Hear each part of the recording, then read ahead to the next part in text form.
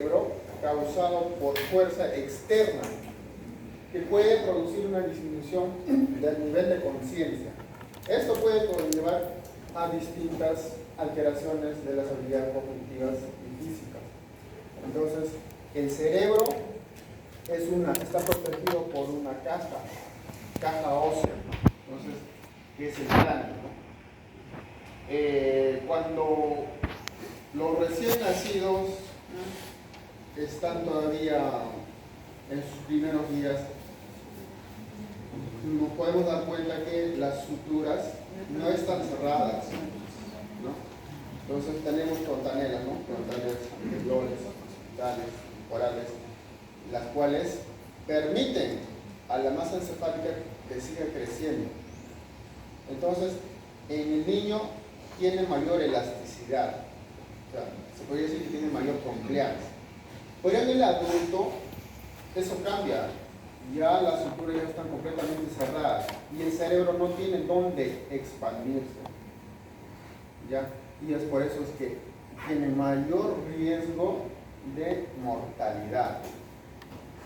Los niños, se podría decir que tienen, hasta los años, al año todavía, tienen mayor, o sea, tiene esa chance, ¿no?, de que sí podría expandir un poco su cerebro. En tal sentido, seguro ustedes van a ir a rotar en los hospitales. Hay niños con hidrocefalia que su cráneo crece al doble de su tamaño. Entonces, es por las suturas que todavía no están pues unidas. Pero en el cráneo adulto no sucede eso, es una caja cerrada. La biobiología, como ya hemos dicho, que es la causa de muerte en todos los países, no solo en el nuestro. Entre las edades más frecuentes son entre 15 y 45, esa es la edad más frecuente, dada por la actividad que uno realiza, ¿no?, dadas los labores, ¿no?, que uno realiza en esta edad. El objetivo de esta clase, en el que ustedes deben de llevarse, es que en algún momento tienen pacientes de este tipo, que sepan evaluarlo y evitar los daños secundarios. Entonces, deben identificar qué pacientes ustedes deben referirlo y qué pacientes ustedes deben manejarlo. Yo, en mi año de salud, me fui a un establecimiento donde no había nada. No había luz, agua, no tenía absolutamente nada, no tenía ni siquiera placa de rayos. Entonces, internet mucho menos, o sea, nada. Me fui a Madre de Dios, el Parque Nacional del Mano. Ahí hice mi serum. Ahí tenía 4 localidades a mi cargo. Y en uno de ellos es los calatos. O sea, ellos andan así sin ropa. Ah, ya, son tribus. Sí, son tribus. Y a ellos tú no le puedes tocar. Pero ellos, si te dan un flechazo, no pasa nada. Ahí no pasó nada. Pero si tú lo tocas, te llevan a la cárcel. Hay una ley especial para ellos. Ya, entonces a mí me ha tocado ir a esas zonas. Y es por eso que, por ejemplo, en el lugar donde yo estaba, había motociclistas, ¿no?, que frecuentemente se accidentaban. Entonces hay casos que, por eso les digo, ¿no?, que tienen que saber identificar. Ya, casos que requieran referencia y casos que requieran ser manejados. Entonces, para eso son las clasificaciones que posteriormente les voy a mencionar. Entonces, para ver en qué estado el paciente lo van a evaluar, tenemos los niveles de conciencia. Tenemos conciencia íntegra, que somos todos nosotros, estamos alertos, orientados, algunos de repente hay un poco de sueño, ¿no?, pero estamos orientados todos. sería la confusión. La confusión es la dificultad de la memoria para seguir órdenes, ¿no? Paciente que parcialmente a veces te obedece cuando tú le preguntas. Entonces ese paciente está ya medio confuso. Entonces eso quiere decir que hay una alteración ya en la masa encefálica. Esto puede deberse a contusiones hemorrágicas de pequeño tamaño. Generalmente son, las contusiones más frecuentes son en la región frontal, que es la que más se contusiona en pacientes con traumatismo craneoencefálico. Luego sigue el letargo. El letargo son funciones mentales y motoras del habla muy lentas, ¿no?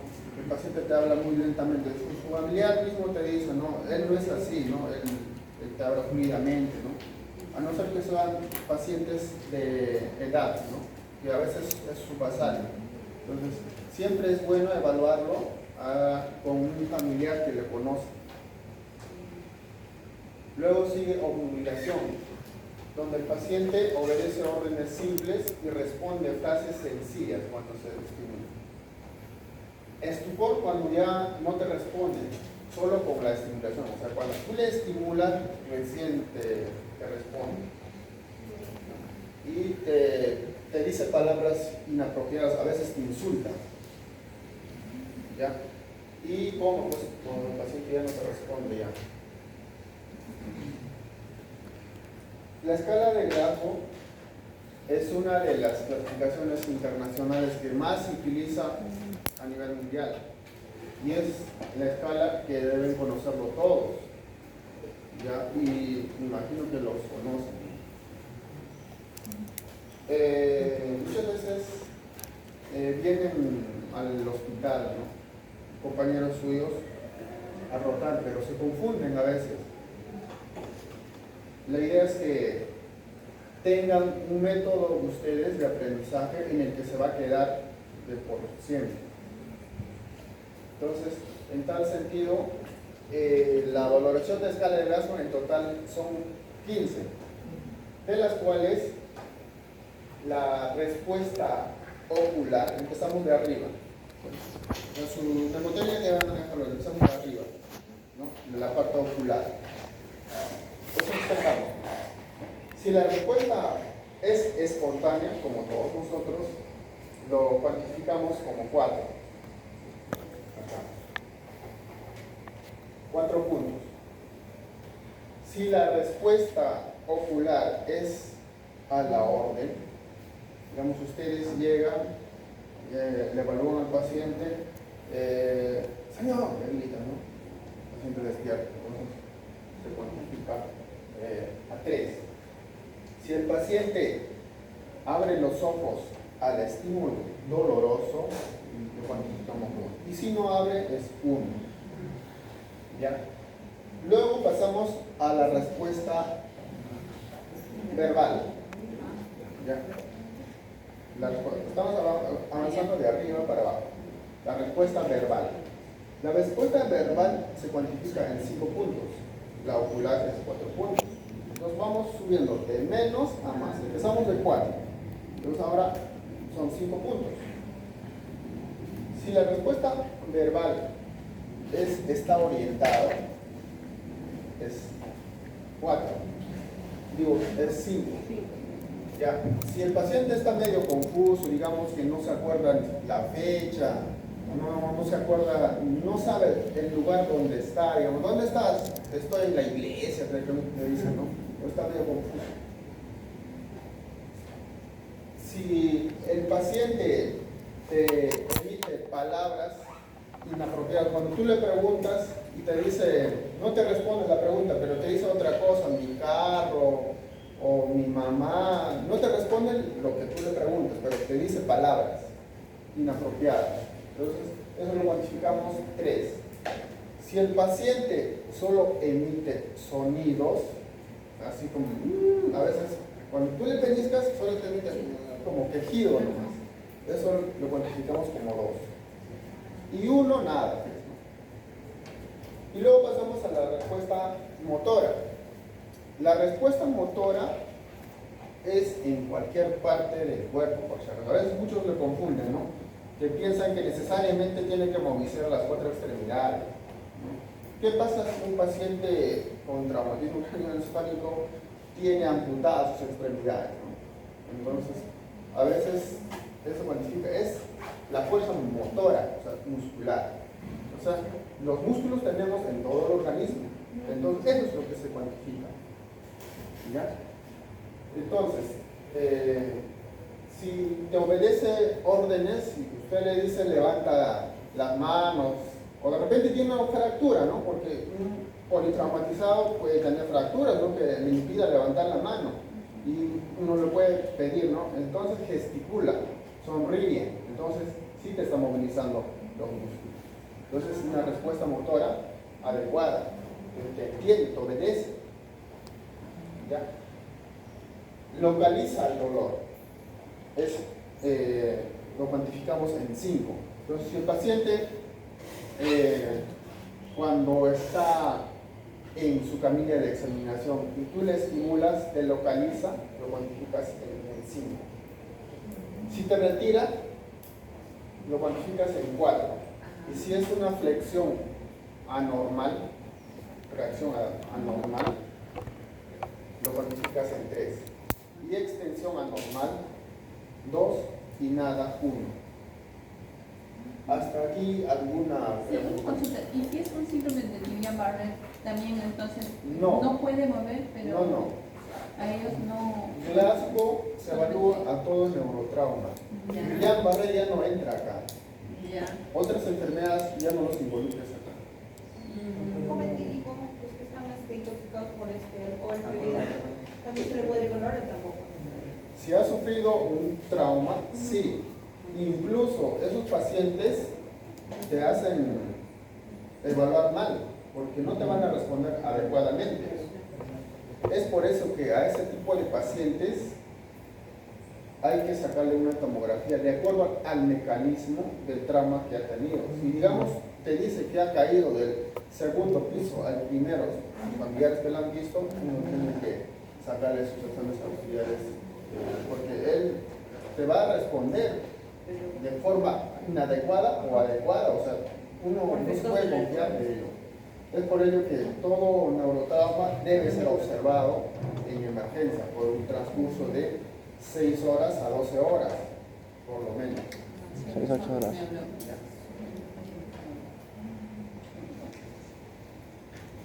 Esta es la fuerza motora que les decía, de corticación, de segregación.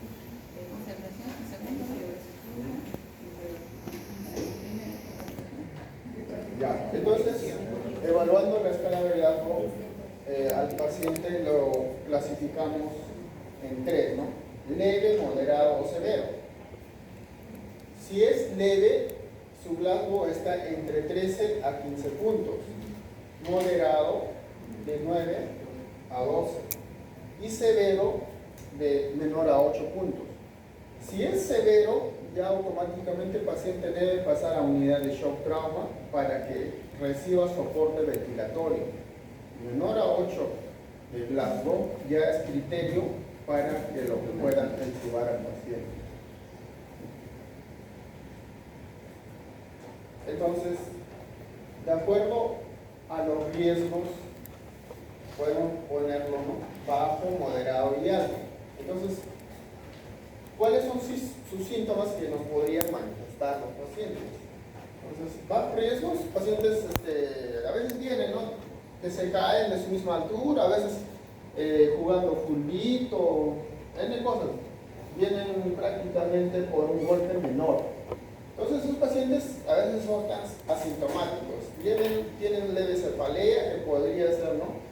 Por el mismo impacto que sufre el cráneo y la región cervical, que a veces suele presentar sensación de mareo. ¿Por qué? Porque se altera el eje cervical y el flujo sanguíneo también se altera, y por eso es que pacientes vienen mareados.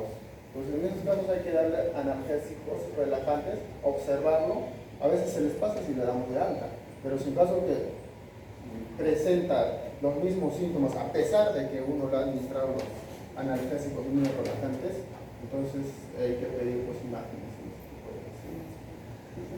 Ahora, el riesgo moderado tiene pues una pérdida de conciencia.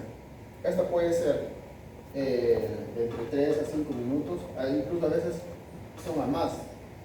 Entonces, en este tipo de pacientes ha tenido pues un trauma que esta puede ser hemorrágica o no hemorrágica. Hay que tener en cuenta, como les dije, el mecanismo del trauma. Puede tener vómitos. Los vómitos que normalmente tienen son precedidos pues de náuseas, pero en casos de vómitos de origen central son explosivos. Entonces son diferentes, hay que saber diferenciar esa parte de los vómitos. Ya cuando es alto riesgo, ya hay absoluta disminución del estado de conciencia. Hay lesiones evidentes, como heridas, incluso a veces se palpa la fractura misma en el cráneo. Eso de cajón ya una tomografía, por lo menos. Si tienen una duda, por ejemplo, tengo un familiar que tiene el cráneo fundido, ¿eso por qué se debe? ¿Porque ha tenido de niño un trauma severo? ¿O por qué? ¿O es porque ha tenido la parte del cráneo? Si ha tenido antecedente de trauma, es probable que sí haya sido por, a veces es por nacimiento, a veces es por trauma. Hay que saber diferenciar. Sería bueno revisar sus imágenes. ¿Y eso pero más frecuente cuál es? ¿El de congénito o el de traumatismo? El traumatismo es el más frecuente. Perfecto. Entiendo. Pero eso si se presenta en la parte estructural del cerebro, ¿sería alterado o No. solamente sea superficie? No, es superficie. Y esa superficie ya no se altera, doctor, porque he visto que se opera y le sacan la calota una parte para que descomprima el hematoma y después le vuelven a colocar, pero he visto que también hay pacientes que ya no le colocan porque, o sea, con el impacto se ha destrozado esta parte y se queda así nomás, se queda ya, no hay ninguna complicación que se quede sin calota, o sea. Sí, es complicación. Depende del tamaño del defecto que tiene. Generalmente se deja sin calota aquellos pacientes que han tenido traumatismo craneoencefálico severo. ¿Esto para qué? Para dar espacio al cerebro, porque al recibir el golpe el cerebro se inflama, aumenta su volumen y por ende te puede causar un síndrome de hipertensión endocraniana y consecuencia muerte. Entonces, para dar espacio lo dejamos sin cráneo. Incluso a veces, cuando ya es muy severo, le dejamos, o sea, prácticamente todo el cráneo destapado, que son pocas veces que yo he dejado así, pero la mayor parte que se ha dejado es de un hemisferio. La medida adecuada es de 12 por 15 centímetros aproximadamente, que se deja sin cráneo. Pero eso se repara. Posteriormente le hacemos cranioplastía con malla de titanio.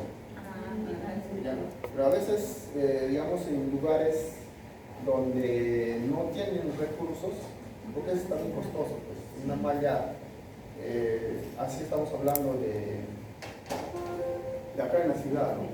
Está pues 10.000 soles, más o menos, un aproximado, ¿no? Ya, o sea, solo estamos hablando de la malla en sí, aparte de la cirugía, pues, digamos que no tiene seguro, le cuesta próximo para la gana. Si tiene seguro, ya pues solo compra su malla. Eso, tramitar el CIS te llega pues en 3 meses, a veces no llega. Tiene sus deficiencias.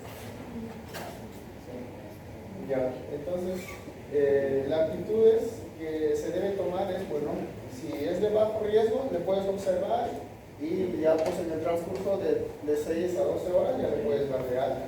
Si es riesgo moderado, le sacas una tomografía. Ya, si hay evidente lesión hemorrágica, piden pues la evaluación del neurocirujano para que determine si es quirúrgico o no es quirúrgico. Porque no todo neurotrauma es quirúrgico. A veces se asustan, ¿no? Ven una hemorragia en el cráneo, se asustan, ¿no? Piensan que se va a morir el paciente en unos minutos. Tampoco no es así.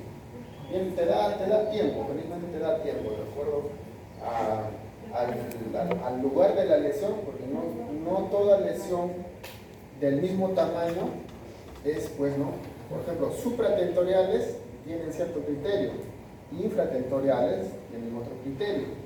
O sea, el tamaño de la lesión también mucho depende del lugar donde esté la lesión. Acá tenemos una imagen de un niño, pues, ¿no? Como el clásico signo que deben conocer ustedes. Ojo del mapache. Sí. Ojo del mapache. Esto indica que la lesión está en la base del cráneo. Normalmente se producen en las fracturas de la base del cráneo. ¿Ya? Este también es un signo conocido por la mayoría de ustedes. Ese es mi anterior, ¿cierto? ¿Anterior? ¿Vas a ir anterior? Sí, piso medio. Ah, sí, Sí, vale. Otra de las complicaciones que podrían ocurrir es... Otorragia. ¿Qué sería esto? Otorragia y rinorragia. Esto se produce cuando la fractura de la base del cráneo ha desgarrado la dura madre. Entonces por ahí está escapando el líquido cefalorraquídeo y se produce, pues, ¿no? El líquido cefalorraquídeo se sale por la nariz como si fuera, como estaría resfriado, así se sale. Al igual que por la oreja. Entonces, dentro de las lesiones primarias podemos encontrar, ¿no?, al ingreso herida en cuero cabelludo, fracturas que pueden ser lineales o deprimidas, hemorragias intracerebrales, esto ya lo vemos con una tomografía. Las más frecuentes son las epidurales, subdurales, los hematomas intracraneales, contusiones, hemorragias subaracnoideas, hasta incluso hemoventriclos. No porcentaje, pero sí se ve en algunos pacientes hemoventriclos. Las lesiones cerebrales difusas, esto es un grupo aparte de patologías que corresponden cuando no le encuentras en la tomografía signos hemorrágicos. Pero el paciente está desconectado, el paciente está como si estaría un TEC severo, no te responde, no te habla, no responde, está en coma. Entonces, esto ya corresponde a lesiones de axonal difusa, ya donde hay un cesariamiento, pues, de las estructuras de la sustancia blanca de la nariz. Lesiones penetrantes, ¿no?, que hoy en día están aumentando, según las estadísticas, por el mayor incremento de la violencia en el Perú, que son TEC por PAD, lesiones punzocortantes, nos han venido de todo, o sea, pacientes que vienen con un destornillero en la cabeza, pacientes con cuchillo clavado igual, pacientes autosuicidas con arma de fuego. A veces se ve en muchos casos. Acá tenemos una imagen de fracturas del cráneo, ¿no?, donde podemos ver que esta es la piel. Ya, esta es la piel. Ya. Entonces, esta es la bóveda craneana que se ha fracturado. Hay que diferenciar el cefalohematoma de hematomas subdurales en sí. A veces, muchas veces, incluso los especialistas, ¿no?, me han interconsultado: doctor, ha llegado un paciente con contusión. Me dice: ¿contusión? ¿De cómo sabe? Ni siquiera le saco una tomografía, le digo. Sí, doctor, porque se ha golpeado la cabeza y está hinchado, me dice. Eso no es contusión, por si acaso. La contusión se ve en una tomografía. Estamos hablando de contusión si hay contusión hemorrágica, si hay hemorragia en el parénquima. Entonces, eso solo podemos verlo con una tomografía. ¿Ya? Entonces, en este caso, por ejemplo, si bien es cierto, hay una fractura con hundimiento, pero tenemos un cefalohematoma. Esto se le llama cefalohematoma cuando la colección de sangrado se acumula entre el hueso y la piel. Entonces, esto es autolimitado. A veces se forma un chinchonzazo, una bola. Se asustan, ¿no? piensan que es grave. Eso es solo solito, pero esta fractura sí es quirúrgico. ¿Por qué? Porque tiene hundimiento. Cefalohematoma. Chinchón comúnmente se llama. Ya. Ahora, si la lesión se localiza de la dura madre y el cráneo, ya es un hematoma epidural. ¿Ya? ¿Por qué? Porque ese ya es intracraneal. Esto sí te puede causar deterioro neurológico rápidamente. Generalmente los hematomas epidurales son por la ruptura de una arteria, que es la arteria meningia media.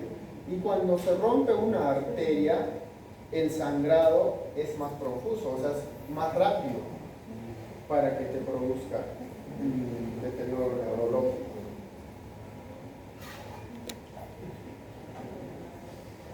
Ya. Ahora, cuando es a consecuencia de rupturas de vasos venosos, en este caso vasos puentes, se produce un hematoma sutural. ¿Ya? Entonces, este tipo de patologías tiene un curso progresivo lento, te da tiempo. Como es vena, llena lentamente. Incluso pacientes a veces ni se dan cuenta y regresan después de 3 semanas, de un mes, recién con los síntomas, cuando ya el hematoma ya produjo el efecto de masa. Ellos manifiestan cuando ya el hematoma en sí está produciendo el efecto de masa, empiezan a perder la fuerza de extremidades, de todo el cuerpo contralateral, recién vienen y con leves cefaleas. Entonces a esos se le llama hematomas crónicos, de acuerdo a su evolución. Ahorita vamos a ver cómo se clasifica. Acá, por ejemplo, tenemos una imagen de un hematoma sutural, ¿no? Esa es la característica del hematoma sutural que se ve en una tomografía, ¿no? En una imagen de semiluna. Ya, acá, mira. Eso es un hematoma agudo. Agudo porque recién ha sido a consecuencia del trauma menor a 3 días. Y acá, como podrán ver, está asociado a un cefalohematoma. Donde está acá. Este sí es un cefalohematoma porque está fuera del cráneo. Y además tiene su hematoma. ¿Cómo yo sabría si el paciente tiene este sangrado de poco a poco? ¿Tendría que pedirle primeramente la tomografía o cómo yo podría saber? De acuerdo al mecanismo ya se considera crónico. Entonces, eso lo vamos a corroborar con una tomografía. En la tomografía también tiene consistencias diferentes en cada estadio.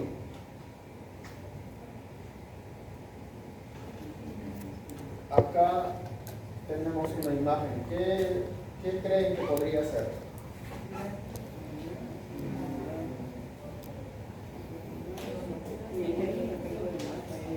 Hay masa, ¿no? Hay una lesión. Lesión Ya.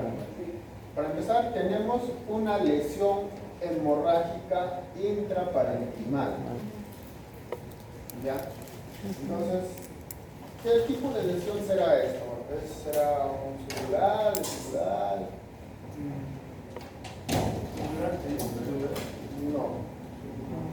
Ninguna de las dos. Esta es la típica imagen de una contusión hemorrágica. Esta es una contusión hemorrágica. ¿Ya? ¿Por qué? Porque este tipo de lesiones generalmente se producen por contragolpe. Como la caja encefálica está cerrado, entonces al sufrir el accidente de tránsito, el cerebro se sacude. Entonces golpea en las partes prominentes del cráneo. Y esas son las localizaciones más frecuentes donde se contusiona el cerebro y produce una hemorragia. En este caso, esta contusión, con el pasar de los días, produce edema. Y con el edema produce hipertensión neurocraniana. Y es por eso que acá, por ejemplo, este paciente ya está sin calota craneana, le han hecho una craneectomía descompresiva, ¿no? Para dar el espacio. Sin embargo, acá al costado tenemos, pues, ¿no? Una contusión hemorrágica igual, pero es pequeña. Estos generalmente se observan, ya no se operan.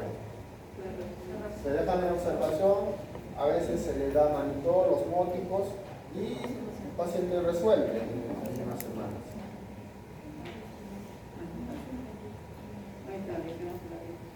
Ahora, ¿qué pasa si no le encontramos ninguna imagen sospechosa? No encontramos hemorragia, el paciente está normal en la tomografía. Entonces, eso no quiere decir que no tenga nada, puede que tenga una lesión axonal difusa. Esta es un cizallamiento de los axones dentro del parénquima cerebral. ¿Cómo se diagnostica una lesión axonal difusa? Mediante una resonancia. En la resonancia se ve pequeñas partículas de cizallamiento de los axones. En una tomografía no se ve. Se puede dar indicios, pero no se ve. Una consulta, ¿la lesión axonal difusa conlleva un edema cerebral o está dentro? No te lleva a un edema cerebral. Porque solo es cizallamiento, no hay hemorragia. No hay. Sí. Entonces, con ese señalamiento, eso sería la parte del hueso, y eso para ver más que nada, está indicado la resonancia magnética, ¿cierto? Ese es para ver el parénquima cerebral. O sea, en una resonancia se ve mejor las estructuras del encéfalo. ¿Ya? Entonces, al verse mejor las estructuras del encéfalo, pedimos una resonancia. Entonces, ahí podríamos diferenciar, ¿no?, los axones si no están en su sitio. Esa es la observación, que también tiene que ser fino. A simple vista tú lo ves normal también. Entonces, eso también requiere entrenamiento visual de imágenes. Bueno, eso sería en cuanto a traumatismo craneoencefálico. ¿Tienen